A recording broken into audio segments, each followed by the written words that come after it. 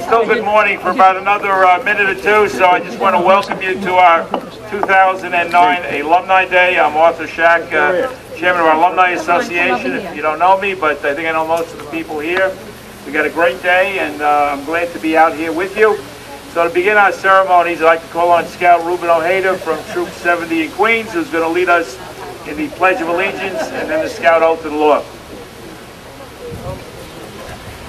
Everybody please stand. Please for the flag, the Pledge of Allegiance.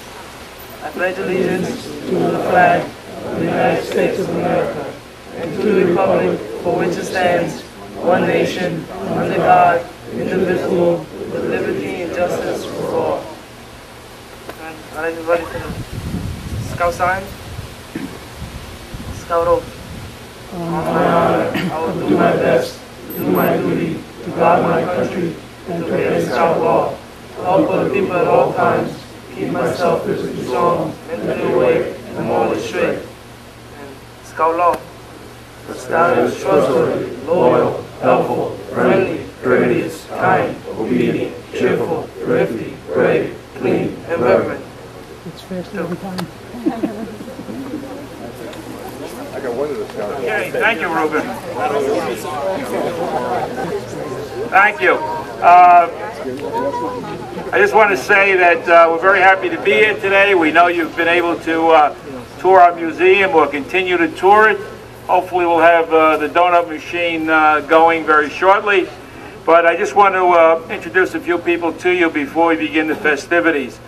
We have with us today, well, first I'm going to skip purposely over some people who you'll hear from, but we have our Director of 10 Mile River with us, Sean Quinn. Who there is Sean? Very happy to take your money earlier. He had paid.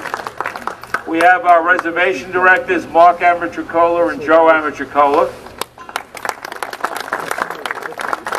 We have the Director of Camp Aquahanga, Anthony Allison. Is Anthony here?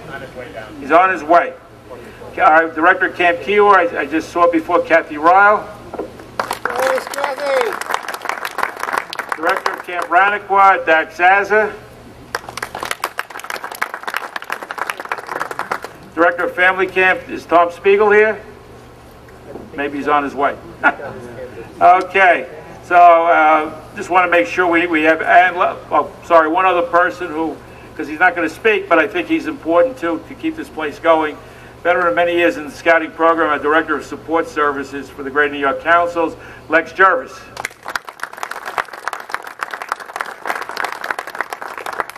All right, but in keeping this reservation going and the entire scouting operation in Greater New York Councils, we have a gentleman who is doing an outstanding job, especially in the trying financial times that we were all going through. So it's not only trying for ourselves and our families, but of course for scouting. But we're going to persevere and come through this even bigger and better. And I know he's doing a great job, and we're doing everything we can to work with him. But it's my pleasure to introduce our Scout Executive of the Greater New York Councils, Charlie Rossa.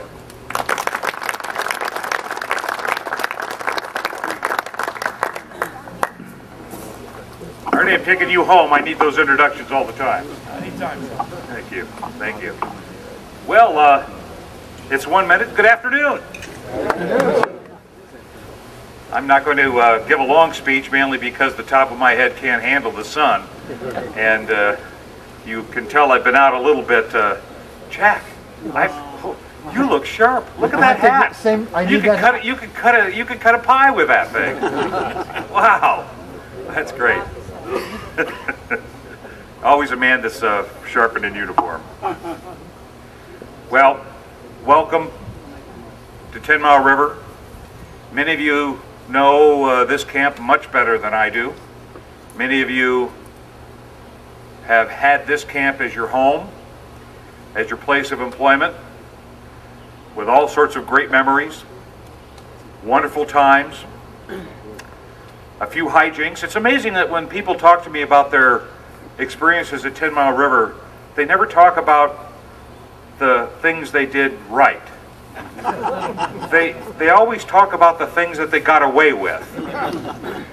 And if you've ever had the opportunity to be in a reunion with your family, that always seems to be the case. I recall my mom and dad, a few years back, my sister and I decided to tell them at a little family reunion all the things that we got away with while they were parenting. And my dad finally looked at me and he gives this big scowl and he says, "Charlie, Nan, just don't talk about that anymore. I just don't want to hear it." But I really do like to hear those stories because they're fun. It's what makes camp unique. It makes your experiences all that more sweet. I ran into a camp staff member, Demetrius, the other day. Was on the Aquahunga staff and happened to be at Alpine, but this is still a story that if you've been on staff, how many of you were on, except for the guys in the green shirts, how many of you have been on staff at a Boy Scout camp? So doggone near 3/4 of the group. So you know how easy it is to be on camp staff. You know that everything is just, you know, song, dance, short days, great food, wonderful lodging. In fact, you would do it if we didn't pay you. Or we would do you if you weren't paid, I'm sure. Well, Demetrius and I had the opportunity to have dinner together. And when I visited Alpine for the staff banquet, he drew the short straw, meaning that he got to sit across from me. And he started talking to me a little bit about his time in Aquahunga on the staff and what he did at Alpine as well. Now, Demetrius is an aquatic staff member. Now they're a breed all to themselves. First off, if you're on the aquatic staff, you're well, you think that you're really, really cool. And still wearing sunglasses. See? But then in a very simple and somewhat reserved manner, Demetrius started talking to me a little bit about his experiences here and elsewhere. And I said, "Well, you're a lifeguard. You do all sorts of things." I says, "What's been the scariest or the most challenging thing that you've done as a scout and as a lifeguard?" Demetrius thought for a moment. He says, "Well, it could have been the 3 lives I've saved." And my jaw hit the table. And I said, "In a scout camp?" And he says, No. One was at Jones Beach, you know, the other one here, another one there. And I said, "You've saved 3 lives?" And he says, "Well, I'm not quite sure about the middle one because the EMTs arrived and gave CPR, relieved me from giving CPR, and so I'm not quite sure whether that man lived or not." And I got to thinking, here's a young man that wasn't trying to brag. In fact, most of the conversation I had to drag out of Demetrius.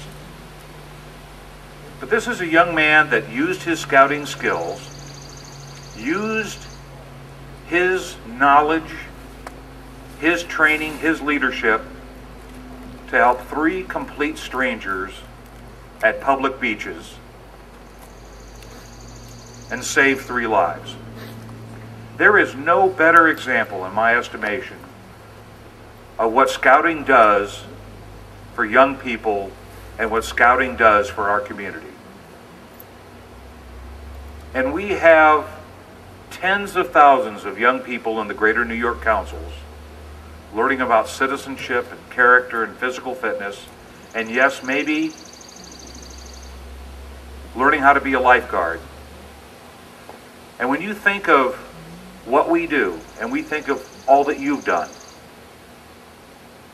you've got to say to yourself, what Demetrius did in saving 1 life, not 3, but 1 life, was worth everything.